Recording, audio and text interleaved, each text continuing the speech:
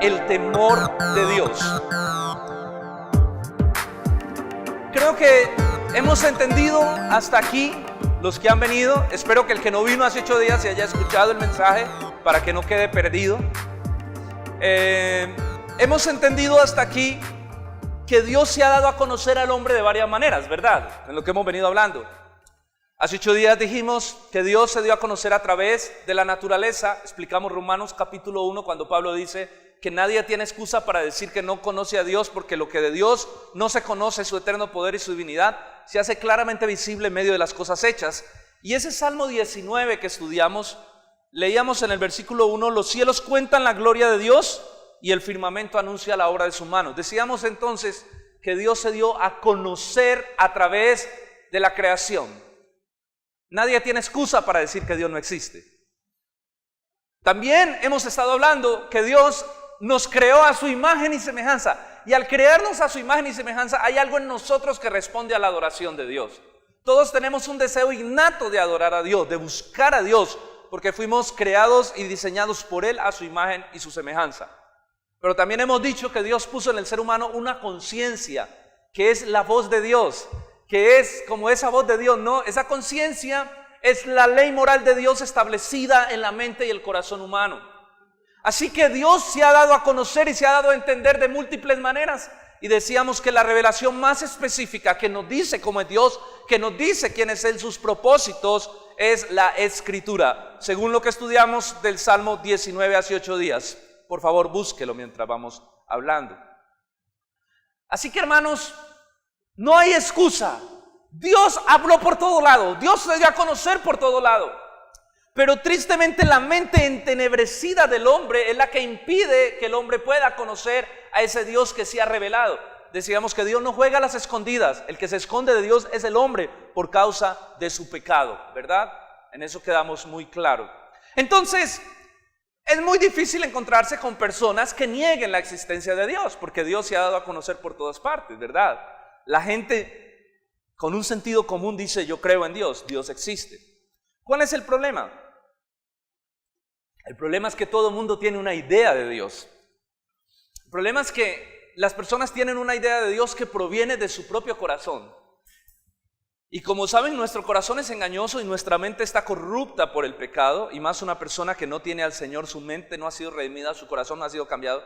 Entonces esa idea que se tiene de Dios es una idea muy distante de lo que realmente es Dios. Es un Dios totalmente equivocado. La idea que las personas tienen de Dios es la idea de un Dios que no es el Dios de la Biblia. Tanto así que las personas creen que es el mismo Dios, el Dios de los cristianos, que es el mismo Dios de los católicos, que es el mismo. Sí, inclusive hay cristianos que piensan eso. No, no es el mismo Dios. El Dios de los católicos es el Dios de la tradición. El Dios de los cristianos debe ser el Dios de la Biblia. Hay cristianos que piensan que es el mismo Dios, o la gente, pues los cristianos no deberían pensar así, espero que en esta iglesia no. La gente piensa que el Dios del Islam es el mismo Dios de nosotros. La gente piensa que el Dios del budismo es el mismo Dios que el de nosotros. Entonces hay una idea muy distorsionada de Dios. Una idea que nace más de la mente humana, una mente entenebrecida. La idea que la gente tiene de Dios es un Dios chiquito, un Dios que no es digno de ser adorado, un Dios que no es digno de ser temido. Es una idea que está muy distanciada, miles de años luz de lo que realmente es el Dios que revela la Escritura. Yo quiero que leamos de nuevo el Salmo 19, los versículos del 7 al 10, que es los que hemos estado estudiando. Vamos a tener mucho tiempo de andar navegando en el Salmo 19, que es un salmo maravilloso. La ley de Jehová es perfecta, que convierte el alma. El testimonio de Jehová es fiel, que hace sabio al sencillo. Los mandamientos de Jehová son rectos, que alegran el corazón. Todo esto lo explicamos hace 8 días. Si usted no vino, tiene la tarea de escucharse la predicación. Está en YouTube. El precepto de Jehová es puro, que alumbra los ojos. Nos vamos a concentrar en este. El temor de Jehová es limpio, que permanece para siempre. Los juicios de Jehová son verdad, todos justos. Deseables son más que el oro y más que mucho oro afinado, y dulces más que la miel, que la que destila del panal. Dice el Salmo 19 del 7 al 10. Vamos a leer de nuevo el versículo 9, que es nuestro punto de trabajo o de exploración, de entender qué es lo que Dios quiere decir en ese versículo. El temor de Jehová es limpio, que permanece para siempre. Los juicios de Jehová son verdad, todos justos. Este versículo nos está diciendo, porque viene hablando el salmista de lo que produce la palabra de Dios. Este versículo nos está diciendo que cuando leemos, nos acercamos a la palabra de Dios, la palabra de Dios produce un temor que es limpio y permanece para siempre. ¿Qué querrá decir el salmista? ¿Qué quiere decir el Señor con eso de que el temor del Señor es limpio, que permanece para siempre? Bueno, hoy vamos a profundizar en eso y vamos a desglosar ese versículo en 3 frases que tiene. La primera frase es el temor de Jehová. La segunda es limpio y la tercera es que permanece para siempre. Entonces vamos a estudiar esa primera declaración que Dios hace de sí mismo en su palabra. El temor de Jehová. ¿Qué será el temor de Jehová? Hoy en día se habla muy poco del temor del Señor. Hoy en día son muy pocas las predicaciones que uno escucha acerca del temor. Parece que la enseñanza del temor a Dios ha sido excluida de la Escritura. Pero la Biblia nos enseña lo importante que es nosotros aprender a temer a Dios. Y si algo nos dice el Salmo, es que cuando uno estudia la Escritura, es que el estudio de la palabra dependiente del Espíritu Santo debe producir un temor de Dios en el corazón. Cuando nosotros conocemos a ese Dios realmente como es, ¿sabe usted cómo entiende cómo es Dios? Vea, aquí está. Aquí está cómo es Dios. Fuera de aquí usted no puede entender cómo es Dios. Aquí Dios un día quiso dejar su biografía de sí mismo. Dios un día quiso explicarle al hombre cómo era él, cómo eran las cosas, cómo era la vida espiritual, y lo consignó en este libro que se llama Biblia. Y una de las cosas que produce la Escritura cuando nosotros la estudiamos dependiente del Espíritu Santo y con una actitud correcta es que cuando tú la lees, tú empiezas a entender cómo realmente es Dios. No como la gente dice que es, no como muchos cristianos han llegado a decir que es, no, como la Biblia dice que es Dios. Porque la mayoría, muchos de nosotros tenemos una fe muy heredada, ¿no? Hay cosas que creemos porque alguien nos las enseñó y no sabemos ni siquiera si eso es bíblico. Por ejemplo, ¿cuántos de aquí han dicho, es que la Biblia dice, no se mueve una hoja si no es la voluntad de Dios? ¿Cuántos han dicho eso? ¿Usted sabe si eso está en la Biblia? Eso no está en la Biblia. Ese versículo no existe, búsquelo. Más, métase a Google. ¿Sabe de dónde sale esa frase? Esa frase se la dijo Don Quijote a Sancho Panza. En el segundo tomo de la novela, en el segundo capítulo de la novela, Don Quijote le dice, Sancho, no te preocupes que no se mueve una hoja si no es la voluntad de Dios. Y yo no sé a quién se le ocurrió que eso era un versículo bíblico. Eso no existe. Entonces mucho de nuestra fe es heredada, mucho de nuestro conocimiento de Dios es heredado, ¿sí? O el que dice, es que a Dios orando y con el mazo dando. Eso no existe en la Biblia. Cuando nosotros empezamos a conocer al Dios que se ha revelado, porque esta es la revelación de Dios. Si usted no vino, tiene la tarea de escucharse el mensaje, porque no lo voy a repetir el día de hoy. Dios se reveló a sí mismo a través de la Escritura. Aquí está como es Dios. Entonces cuando yo empiezo a conocer a ese Dios, empieza a nacer un temor de Dios en mi corazón.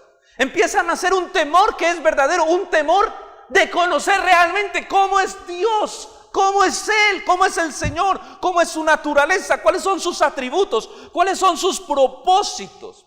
¿Sabe cuál ha sido el problema de la generación de cristianos que se ha levantado últimamente? El problema es que hoy en día, bueno, y no solo de cristianos, el problema es que hoy en día la gente quiere definir a Dios fuera de su revelación. La gente quiere definir quién es Dios fuera de la Biblia, y eso es imposible, porque la única que nos dice la verdad, solamente la verdad y nada más que la verdad acerca de Dios es la Escritura. Pero el problema es que la gente quiere definir a Dios fuera de la Escritura, aparte de la Escritura. Entonces ese ha sido el problema. Mire, ¿cómo definen los inconversos a Dios? Usted sabe que una persona que no conoce al Señor, pues no conoce la Biblia, porque no la estudia, no la lee. Entonces, ¿cómo normalmente la persona que no conoce a Jesús, todos tienen una idea de Dios? Porque hoy en día es más difícil ser ateo que ser creyente, porque los últimos 15 años de desarrollo de la ciencia han sido los mejores para el cristianismo porque han comprobado de muchas maneras la existencia de Dios y la veracidad de la Biblia. Hace 8 días hablamos un poquito de eso. Entonces toda la gente cree en Dios. Es muy difícil encontrarse a alguien que no cree, pero todo el mundo tiene una idea incorrecta de Dios, una idea, lo que él piensa, ¿verdad? Lo que la persona piensa. Entonces miren, normalmente la gente que en el mundo que no conocen a Jesús tienen un prototipo de Dios que es bien raro. La gente, por ejemplo, piensa en Dios de dos maneras: en Dios como un Papá Noel o un viejito bueno en el cielo que está tirando regalos, o como una energía positiva fuerte, ¿verdad? Entonces cuando uno se encuentra con personas que no conocen a Cristo y empieza a hablar con ellas y uno empieza a evangelizarles y uno les dice: mira, tú eres pecador, reconoce que eres pecador, entrega tu vida a Cristo, que Él murió para perdonar tus pecados y librarte de la condenación eterna, de la ira de Dios. La persona dice: ah, sí. Por ejemplo, frases que dice la gente. La gente dice: sí, yo siempre me levanto y le pido a Papito Dios que me vaya bien. Una de las frases de la gente. ¿Sí o no? No, yo creo en Dios. Yo todos los días me levanto y oro para que me vaya bien, para que Dios cuide de mis hijos. Entonces, la gente tiene esa idea de Dios, ¿no? Otra frase de las personas: Chuchito sabe que yo cuento con Él para todo.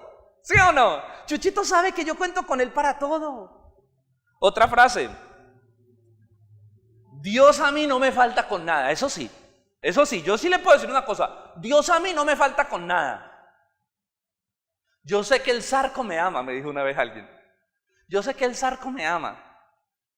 Otra frase: yo no voy a la iglesia ni lo busco mucho, no es que sea religioso, pero sé que Él está ahí para ayudarme.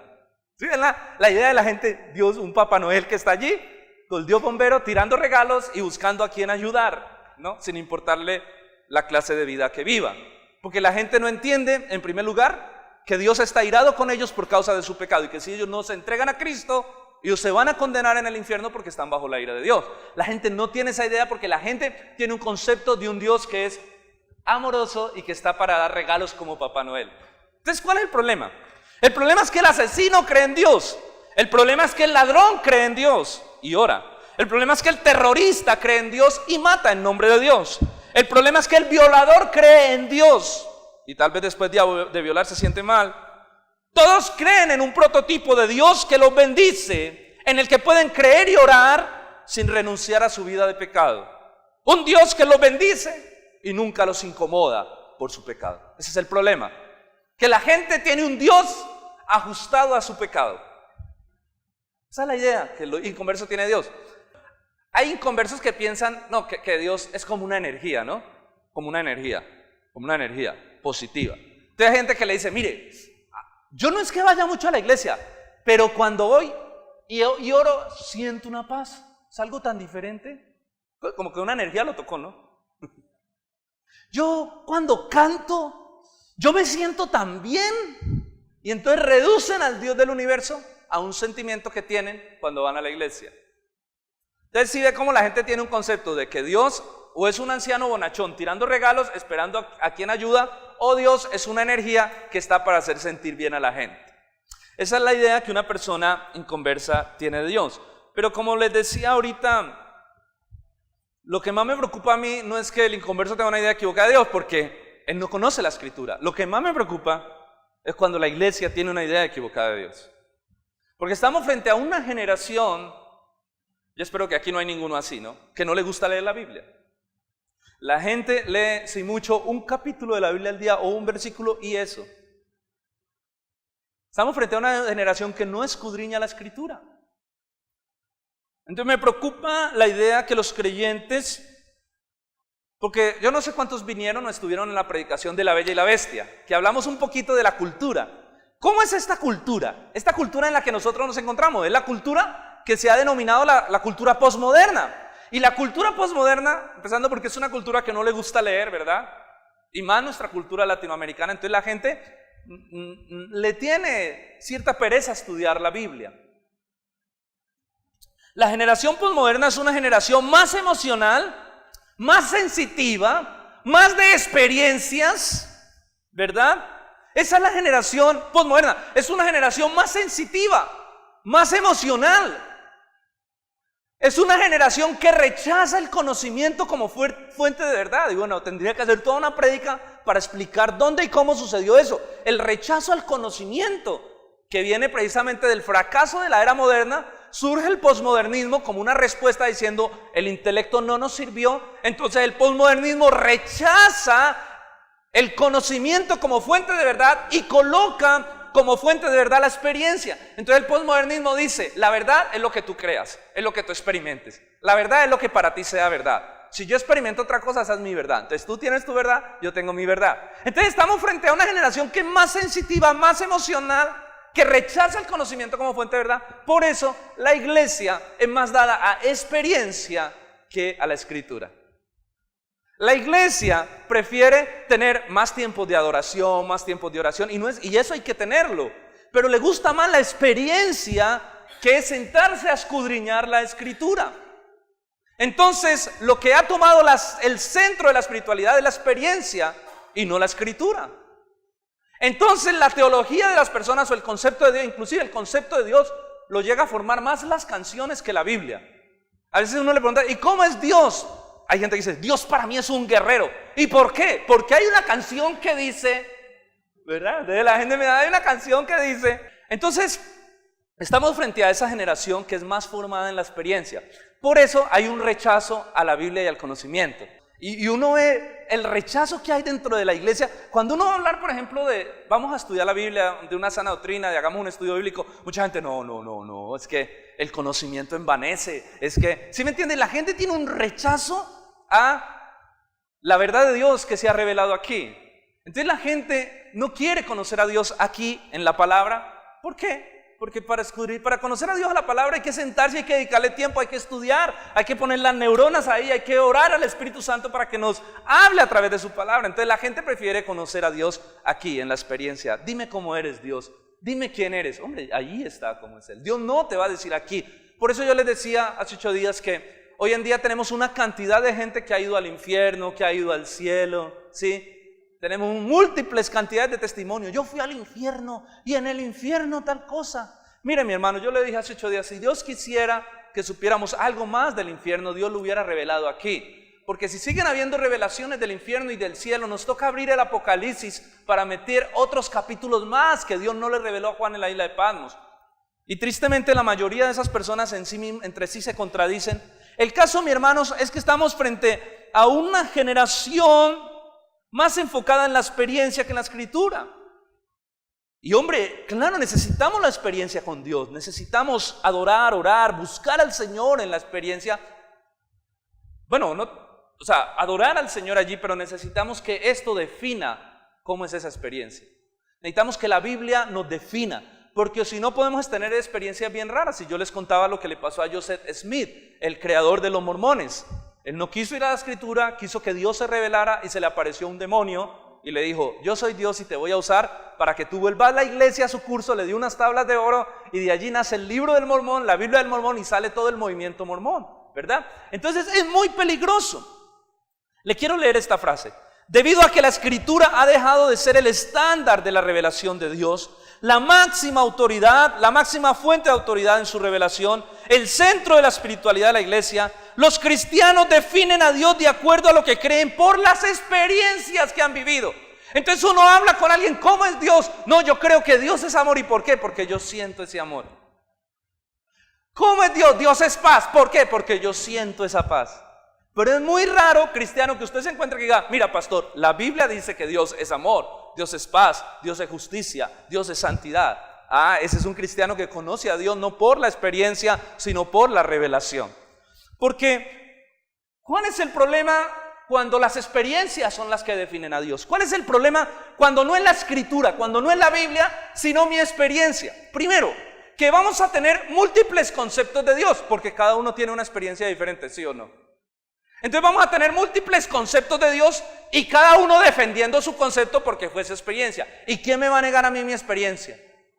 Entonces cuando a Dios no lo define la Biblia, sino la experiencia, vamos a tener un poco de dioses. Cada uno va a pensar de manera como quiera acerca de Dios. Lo segundo que tenemos es que terminamos adorando un Dios bien raro, que dista del Dios revelado en las Escrituras. Lo tercero es que podemos terminar estableciendo una secta porque olvidamos las verdades fundamentales del Evangelio. Terminamos desviándonos de la verdad una vez dada a los santos, ¿verdad? Entonces, cuando la experiencia es la que domina, uno no sabe a dónde va. Es como cuando a un barco usted le quita el mapa, o cuando a un avión usted le quita el sistema para ser dirigido. Quíteselo. ¿Para dónde vamos? No sé, hágale que eso fluye, eso nos lleva. ¿Dónde va a terminar? Lo más probable es que termine por allá, en alta mar, y toda la gente caiga muerta. Esta es una generación, me gustó lo que decía un autor, esta es una generación de cristianos que ha creado su propio Dios. Él le llama un Dios a la carta. Cada uno tiene la idea que quiera de Dios. Y cada uno cree en Dios a su manera. No como la Biblia lo dice, no. A su manera, porque la experiencia es la que ha definido. Entonces tenemos un Dios humanista, un Dios emocional. La mayoría de cristianos piensan que Dios es un viejito bonachón, igual que la gente inconversa, que está en el cielo tirando regalos, que Dios está en el cielo solamente para ayudar y para bendecir y para... Sí, esa es la idea que tiene. Un Dios que solamente es amoroso, que es como un Winnie Pooh, lo hemos dicho, ¿no? Un Dios que ama a todo el mundo, que es tan lleno de amor. Eso es un concepto emocional de Dios. Es que Dios es tan bueno. ¿Y qué más es Dios? No, Él es bueno, es tan bueno, que a Él no le cabe la justicia. Es tan bueno que la justicia no le cabe. Tenemos una idea humanista, una idea emocional de Dios. Por ejemplo, creemos que Dios tiene que responder a todas nuestras peticiones. La generación de cristianos de hoy cree que tiene un Dios que tiene que responder a todas sus peticiones, que no es sino que ore y el Señor está tire y tire sin entender la soberanía y la voluntad de Dios. Tenemos un Dios que ama al hombre y pasa por alto su pecado. La iglesia hoy tiene un Dios donde usted puede pecar, haga lo que quiera con su vida. Igual, el que peca y reza empata. Tenemos un concepto de Dios que pasa por alto. Es tan bueno que a Dios no le importa tu pecado, vive la vida como quieras. O como dicen muchos que se aprovechan de la gracia, es que como la salvación no se pierde, yo puedo pecar y hacer lo que quiera. Mijo, ¿usted no conoce a Dios entonces? ¿La salvación no se pierde? No, no se pierde. Pero si usted dice que peca aprovechándose de la gracia, usted no conoce la gracia todavía. No conoce al Dios de la Escritura, tiene una idea equivocada de Dios. Si usted fuera el padre de un hijo que, por ejemplo, se está empezando a robar en el supermercado los yogures, ¿verdad? Y usted se da cuenta que todos los días su hijo llega a su casa con un yogur. Y usted, mijo, ¿dónde sacó el yogur? Papá, me lo robé en el supermercado. Y usted dejara que su hijo se siga robando los yogures en el supermercado, ¿usted qué tipo de padre sería? Sería un mal padre, porque usted no está corrigiendo a su hijo por ese pecado que está cometiendo. Bueno, de igual manera Dios sería un padre irresponsable si nosotros viviéramos en pecado, persistiéramos en pecado y Dios no hace nada para frenar el pecado. Dios sería un Dios irresponsable. Pero como la gente tiene una idea de que Dios es tan bueno, no, yo le puedo hacer lo que quiera. Es como el hijo que tiene la idea de ese papá que no disciplina, que no se para en la raya cuando tiene que disciplinar a sus hijos, sino que los deja hacer lo que quiera. Y hay gente que tiene esa idea de Dios. Hay gente que no teme a Dios porque cree que Dios los deja hacer lo que quiera, ¿verdad? Pensamos que es imposible que Dios desate juicio sobre algún lugar porque Dios es tan amoroso. Hombre, si Dios es tan amoroso, ¿cómo vas a decir que eso es un juicio de Dios? ¿Cómo vas a decir que eso que pasó en tal lugar, que mató tanta gente, es un juicio de Dios? No, porque como tenemos una idea tan emocional, tan romántica de Dios, hemos perdido de vista el Dios del Evangelio. Un Dios que necesita de nosotros para ser feliz. A veces le decimos a la gente, adora, que Dios necesita su adoración. Póngase a adorar, que Dios... ¿Cuál Dios Dios no necesita de su adoración. Dios es feliz en sí mismo, Él es completo, Él es perfecto. El que necesita adorar es usted, no Dios. Dios es adorado por todo lo que existe. Él en sí mismo es glorioso, Él en sí mismo está satisfecho. No es que Dios está en el cielo, hijos adoren, me siento tan mal, me siento tan triste si no adora. Dios, yo le voy a decir una cosa, Dios no necesita su adoración. Los que necesitamos adorar a Dios somos nosotros. Porque Él es Dios primero. y porque la adoración restaura el corazón y acerca el corazón del hombre a Dios. El que necesita a Dios es usted. Dios puede seguir viviendo y ser feliz sin ninguno de nosotros, porque Él es perfecto. Él es feliz en sí mismo. Él no necesita de nada. Él es autosostenible. Él es feliz. Él es glorioso. Él es majestuoso. El que necesita a Dios es el hombre. Y Dios creó al hombre para compartir ese amor. Mis hermanos, si nosotros no empezamos a definir a Dios por lo que aquí está escrito, vamos a tener una idea equivocada de Dios. Si a usted no le gusta, si usted no es diligente en el estudio de la Escritura, lo más probable es que usted tenga una idea muy equivocada de quién es Dios. Una idea muy humanista de quién es Dios. Si no somos diligentes en el estudio de la Escritura, vamos a terminar teniendo un Dios que nosotros mismos hemos creado a nuestra imagen y semejanza. Vamos a tener una expresión de nuestros deseos más profundos. Vamos a pintar un cuadro como nosotros queremos que sea ese Dios y no como es Dios realmente. Yo le voy a decir una cosa, lo que usted piensa de Dios no importa. A Dios no lo hace lo que usted y yo pensemos de Dios. Lo que importa es lo que aquí dice que Él es. ¿Sí soy claro? Está nuestra máxima fuente de autoridad, la revelación de Dios. Aquí está consignado quién es Dios. Pero es que yo creo esto. Y si eso no está aquí, estás mal, estás equivocado, estás errado, porque Dios se reveló aquí. Si Dios no hubiera necesitado eso, no hubiera hecho este librito que se llama Biblia, no nos hubiera entregado este libro que fue entregado a precio de la sangre del amado Hijo de Dios. Pero al orgullo humano le gusta construir un Dios, porque a nosotros nos gusta construir un Dios que podamos manipular, un Dios que nos puede bendecir pero que no nos exige rendir cuentas, un Dios que nos puede bendecir pero que no nos inquieta por el pecado. Al orgullo del ser humano le gusta construir ese tipo de Dios, y eso se llama religión. Y hay muchos cristianos que tienen un Dios religioso. Es el Dios que puede bendecirlos y darles que ellos construyeron, pero que no los incomoda por el pecado que están viviendo en su vida. Ese es un Dios que no es digno de ser adorado ni digno de ser temido. Por eso, estamos frente a una de las generaciones que menos teme a Dios. Estamos frente a una de las generaciones que menos teme al Señor. Y la Biblia dice, el temor de Jehová es limpio. Pero nos encontramos frente a una de las generaciones que menos teme al Señor. Mire, el índice de divorcios en la iglesia es el mismo que el del mundo. El índice de divorcios dentro de la iglesia está en el mismo nivel que en el mundo. Es decir, dentro de la iglesia se separa la gente igual que se separa en el mundo. El índice de mujeres en embarazo dentro de la iglesia, de niñas, de adolescentes, el índice de pornografía dentro de la iglesia, el índice de drogadicción, porque creemos que Dios Dios quiere que yo lo adore y que lo ame, pero que le tema, no. Yo puedo vivir mi vida como quiera, Él sigue siendo Dios, yo voy a la iglesia. No, señores, ese no es el Dios de la Biblia. Ese no es el Dios de la Biblia. Esto refleja que la iglesia ha perdido el temor del Señor. Es más, ¿cómo se habrá perdido? Que nos hacemos la pregunta, ¿cómo así? ¿Hay que tenerle temor a Dios? Hay gente que se hace la pregunta, ¿cómo así a Dios hay que tenerle temor? Eso refleja que nuestro Dios no es correcto. El Dios que hay en nuestra mente no es correcto muchas veces. Es un Dios de nuestra experiencia, pero no el Dios de la Biblia. Solo la palabra revela la naturaleza correcta. Solo la palabra revela el carácter correcto de Dios. Solo la palabra revela correctamente quién es Él. Y esta revelación está por encima de cualquier experiencia. Que llegó el último apóstol, el último hombre con la última revelación de Dios. ¿Cuál último?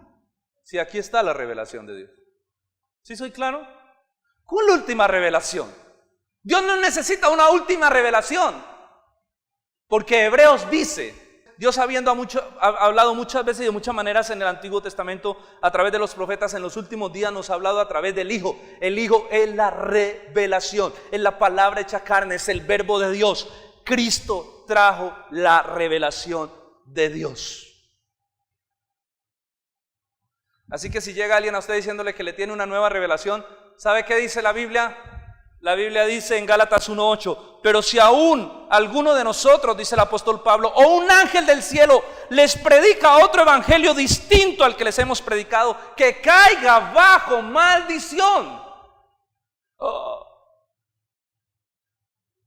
Si aún un ángel del cielo o cualquier persona viene diciendo que tiene otra revelación diferente a esta, dice el apóstol Pablo, que caiga bajo maldición. Y hace 8 días leímos lo que dice Apocalipsis: si alguno añade o quita a las palabras de esta profecía, Dios quitará su parte del libro de la vida y añadirá las plagas que hay escritas en este libro, para que vean cómo Dios cuida esta revelación. Esto es intocable. Así que cuando alguien le pregunte cómo es Dios, abra su Biblia y enséñele cómo es Dios. La falta de temor. ¿Sabe de dónde proviene la falta de temor en la que la iglesia ha caído, en la iglesia moderna? Yo sé que si pudiéramos observar la iglesia en el desarrollo, la iglesia antes de 1960, de que surgiera toda la teología liberal y tantas cosas que afectaron el pensamiento cristiano, era otra. Además porque estamos en una época, en una era liberal, una era donde todo el mundo quiere hacer lo que quiere. Nadie le tiene temor al pecado. La iglesia ha caído en una falta de temor porque la iglesia dejó la escritura como el centro de su espiritualidad, porque la iglesia dejó la Biblia como la fuente de revelación, como la máxima autoridad, y se centró más en las experiencias personales que cada uno pueda tener con el Señor. Cuando la iglesia hizo eso, la iglesia empezó a entrar en un deterioro de doctrina, en un deterioro de la escritura, que ha llevado a la iglesia al caos que hoy en día la iglesia tiene.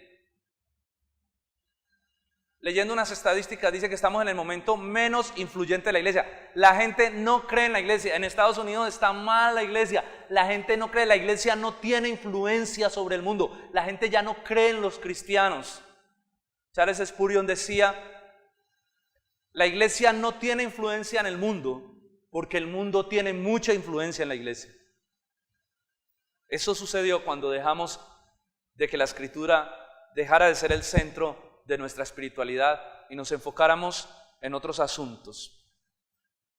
Mis hermanos, la verdad es que esta generación perdió el temor porque ha perdido el Dios de la escritura, porque el Dios que se ha revelado aquí es un Dios digno de que usted le tenga temor. Escuche lo que le voy a decir en esta última parte del mensaje. El Dios que hay aquí revelado es un Dios digno de que le tengamos temor.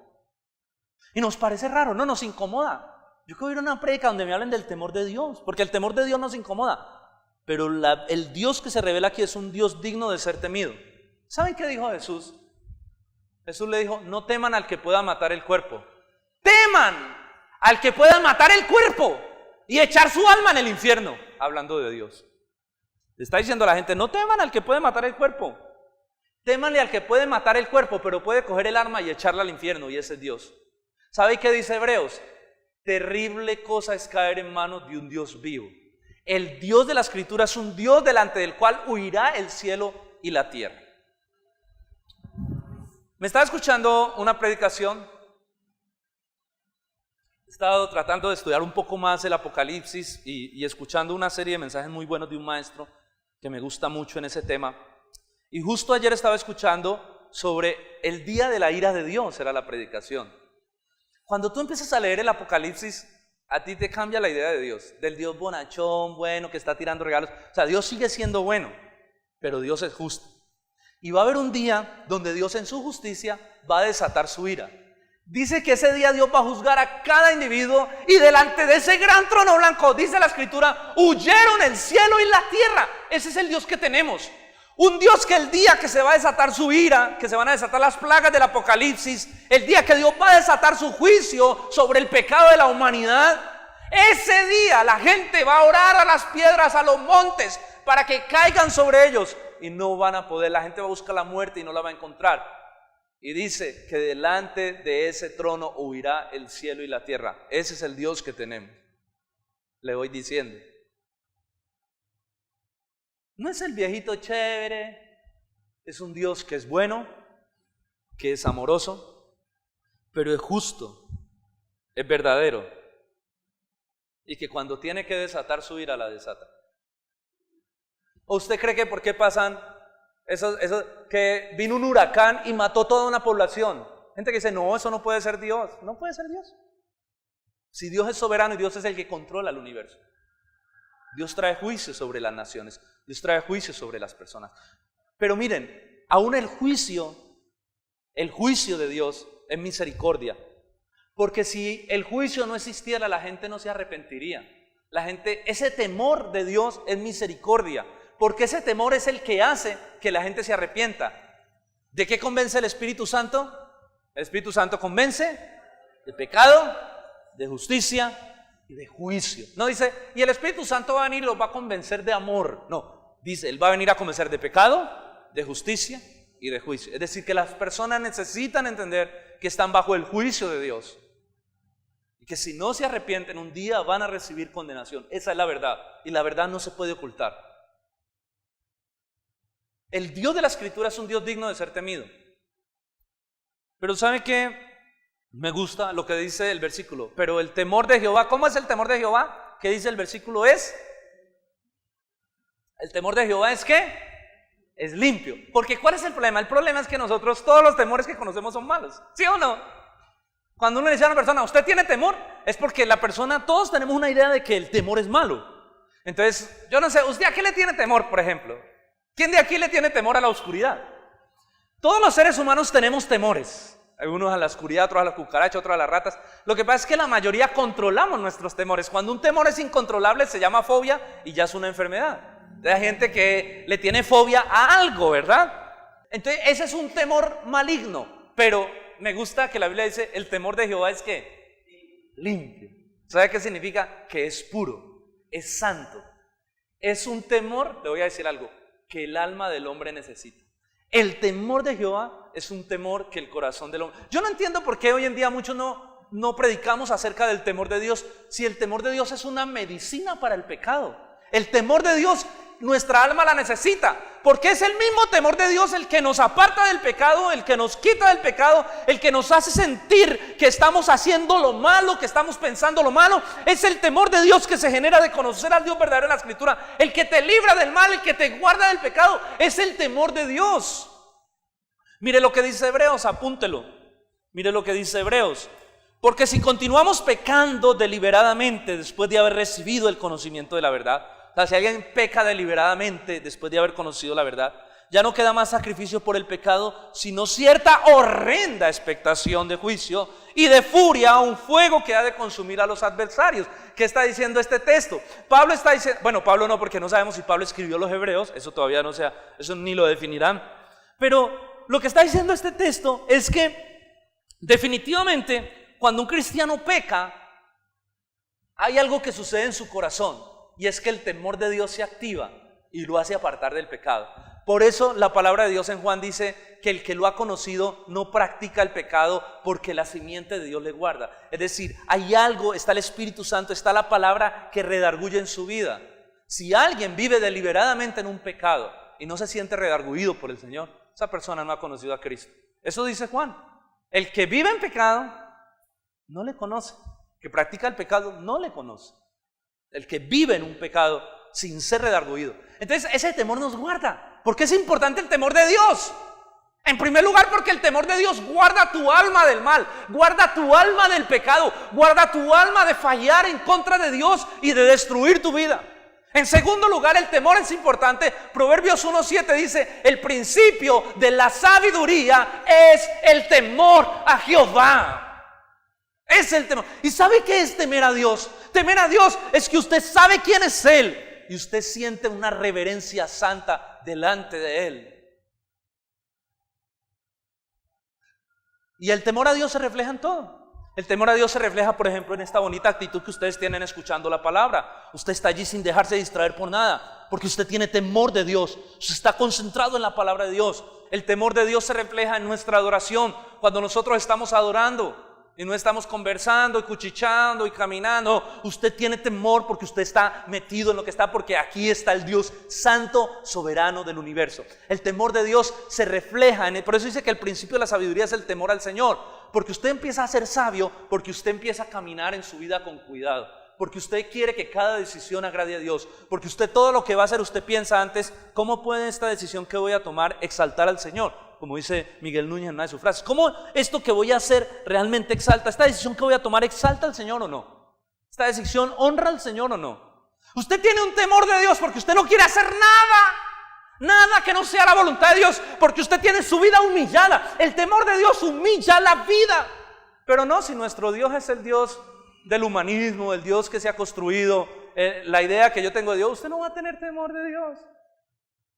Al Dios del humanismo nadie le tiene temor, porque es un viejito buenachón tirando regalos para todo el mundo. Pero cuando usted empieza a leer, yo me quiero meter más adelante, pero esto está en una serie de Apocalipsis.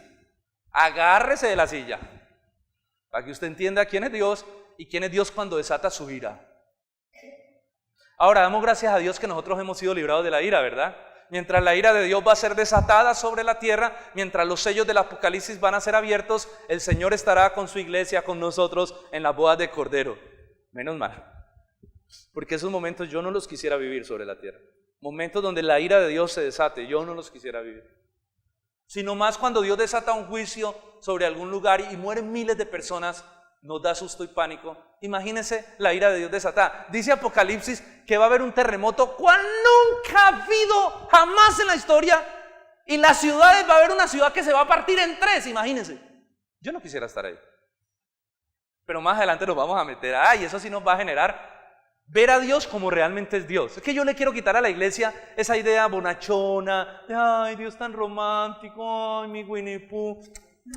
En serio, uno a veces va a cultos de adoración. Yo una vez estaba en una iglesia que, tírele un pico a Dios, y todo el mundo, tírele otro pico. Yo decía, ¿qué Dios es ese? Dele un apapacho al Señor. Es una idea muy emotiva de Dios que está totalmente distante del Dios que aquí está revelado. ¿Dios es amor? Sí, perfecto amor. Pero el amor incluye la ira, la justicia, la santidad y la verdad de Dios. Gracias a Dios que a nosotros ya no nos cobija la ira. Justificados pues por la fe, tenemos paz para con Dios, dice Romanos 5:1. Pero sí nos cobija la corrección y la disciplina, y a esa también le tengo miedo.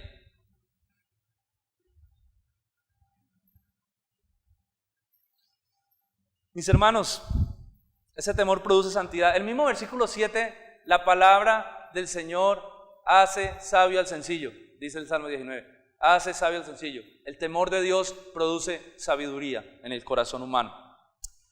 Y por último, brevemente y termino, el temor de Jehová es limpio. ¿Y qué pasa con ese temor? ¿Qué pasa? La última frase, permanece. El temor de Jehová es limpio, es puro, es santo, te hace bien, lo necesitamos. El único temor que el hombre necesita es el temor de Dios, y ese temor permanece para siempre. ¿Qué significa que permanece para siempre? ¿Qué significa que ese temor permanece para siempre? ¿Sabe qué significa? Que ese temor nunca se va a apartar de nuestro. Y gracias a Dios, porque es el temor que más necesitamos. Porque cuando tú conoces al Dios que se ha revelado aquí, cuando tú empiezas a ver quién es ese Dios y a conocerlo, cuando eres diligente en el estudio de la Escritura y empiezas a encontrarte con el Dios que aquí se ha revelado, eso genera un temor en tu corazón que te va a guardar de apartarte de Él, porque ese temor permanece para siempre. El Dios del humanismo no. Mira, cuando yo veo una persona que se aparta del Señor, yo veo una persona que le está dando la espalda a un Dios equivocado, a un Dios del humanismo. Y al Dios del humanismo se le da la espalda fácil, porque cuando la persona siente que Dios no lo bendice, siente que Dios no lo está prosperando, siente que Dios no cumple sus sueños, siente que Dios no cumple sus expectativas, la persona se desilusiona, se decepciona y se va, porque tiene un Dios equivocado. Cuando una persona le da la espalda a Dios, no le está dando la espalda al Dios de la Biblia, porque si fuera el Dios de la Biblia, la Escritura dice que el temor de Jehová permanece para siempre. Le está dando la vuelta al Dios del humanismo. Es una persona que ignora la realidad de Dios. Hay una ignorancia de verdad, porque tiene un Dios en su mente que es construido por el humanismo, no por la Escritura. Porque cuando una persona conoce el Dios de la Escritura, esa persona entiende que ese Dios lo necesito cada segundo de mi tiempo, cada minuto de mi tiempo. No puedo vivir sin Él. Y si esa persona se aparta, el temor de Dios que permanece para siempre la regresa. No puede vivir, no puede. ¿Cuántos han vivido esa experiencia? De pronto quieren apartarse, pero el temor de Dios los jala, los trae de regreso a casa. Primera de Juan dice: algunos salieron de nosotros porque no eran de nosotros, para que se hiciera evidente que no todos son de nosotros. El temor de Dios te retorna al Señor, porque es un temor que tú no puedes escapar de Él, porque permanece para siempre. Está chuzando tu mente, está chuzando tu corazón, te está hablando. Ese temor a ese Dios genuino y verdadero revelado en la palabra es tan fuerte que tú caminas y vives delante de Él. Conclusión: permanece para siempre significa que vamos a ir con ese temor a la eternidad.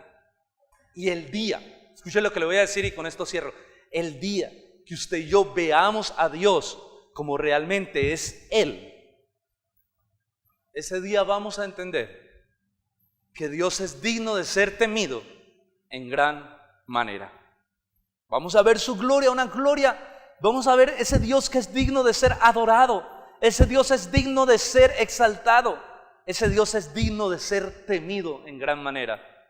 Dice la Escritura: porque ante Él un día toda rodilla se tiene que doblar, de los que están en los cielos, en la tierra y debajo de la tierra.